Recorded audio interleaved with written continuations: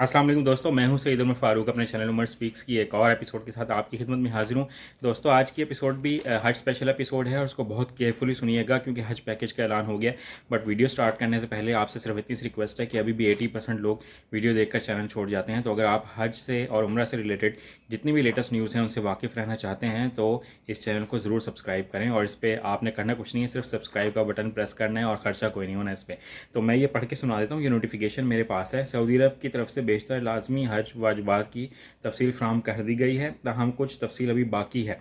ठीक है, तो लिहाजा हज फ्राहम करदा तफसीलात के मुताबिक हर सरकारी हज स्कीम का मुतवक्का पैकेज टोकन के अलावा दर्ज झैल है। यानी कि टोकन जो आपने 50,000 रुपये जमा करवा दिया उसके अलावा ये मैं कुछ डिटेल्स आपको मैं बताने लगा हूँ इस नोटिफिकेशन के मुताबिक, जिसमें 2 जोन में इसको तकसीम किया गया है। जनूबी जोन है और एक शुमाली जोन है।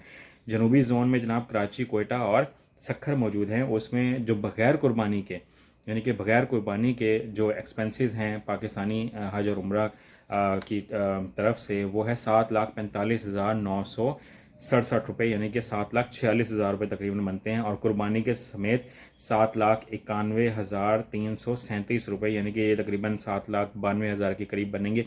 और जो नौज़ायदा बच्चे हैं उनकी जो फ़ीस है वो 3,100 रुपये होगी। और ये वो 50,000 जो आपने टोकन जमा करवाया उसके अलावा ये है। ठीक है, इसके बाद में शुमाली ज़ोन में आपको बता देता हूँ कि इस्लामाबाद, लाहौर, पेशावर, मुल्तान, फैसलाबाद, सियालकोट और रहीम यार खान इसमें शामिल हैं। और इसकी जो पैकेज की जो रकम है वो है 7,55,017 रुपये। और यह है बग़ैर कुर्बानी के। और कुर्बानी के साथ है 8,387 रुपये। और जो नौज़ायदा बच्चे हैं उनकी फ़ीस होगी 4,000 रुपये। ठीक है, इसके साथ उन्होंने एक नोट यहाँ पर और शामिल कर दिया। मौजूदा हज पैकेज के मुकाबले में हज अखराजात कम होने की सूरत में आज़मीन हज को इजाफी रकम वापस कर दी जाएगी। यानी कि अगर इसमें कोई मज़ीद डिस्काउंट मिलेगा तो आपको जो आपने जो इजाफी रकम पेश की हुई होगी वो आपको वापस मिल जाएगी। लेकिन अगर इसमें कोई और एक और बात कही उन्होंने, ताहम सऊदी हुकाम की जानिब से हतमी फ़ैसले के बाद ज़रूरत पड़ने पर ऐलान के मुताबिक इजाफी रकम जमा कराना लाजमी होगी कि अगर इसमें कोई मज़ीद एडअप हुआ तो आपको वो रकम और ज़रूर देनी पड़ेगी। और इसके लिए आपको सिर्फ 2 दिन का टाइम दिया गया है, यानी कि आज जुमेरात और जुम्मा। ठीक है, और जो बकिया रकम बमे पासपोर्ट, वैक्सीन सर्टिफिकेट जमा करवा कर मोहर वाली बैंक से रसीद ज़रूर हासिल करें।